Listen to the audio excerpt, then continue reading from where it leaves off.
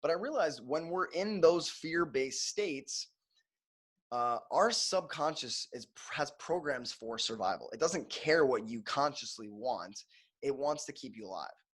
And so when we're out in the world trying to be loved and accepted to survive, our limbic system, right, that survival part of our brain, then is the program that operates us as a person. And then we just become automated responses, usually with outdated and crummy programs.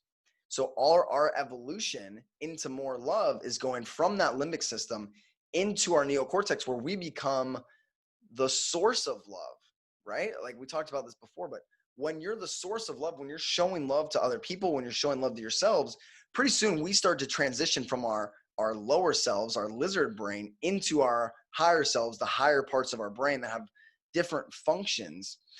And then from that point, our brain, our consciousness, our higher selves starts to run our limbic system, starts to run the subconscious supercomputer. So the supercomputer for most of us is running our lives. It's out in the world trying to get loved and accepted, but it's never enough. As we evolve, we start to release judgments. We start to give love to others. We become more accepting of ourselves. We transition from the program running our lives into us, our consciousness, then running the program, giving the messages to the supercomputer. And that's when we're able to go out into the world, build businesses and compete in those flow states when we're just loving ourselves and loving what we do. And I think all spiritual evolution, right? We talked about psychology is kind of that. It's how our spirit integrates into our mind and our body. And a lot of times we're just using our bodies for survival. But those higher facilities come from states of love.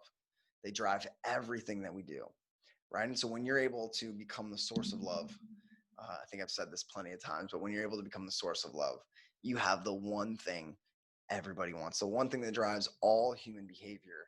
Then you have that instant rapport. You don't have to worry about matching somebody's body language. Like you do that naturally. When the person in front of you, you just think to yourself, I love you. Like I love you as a human. I recognize the divinity in you.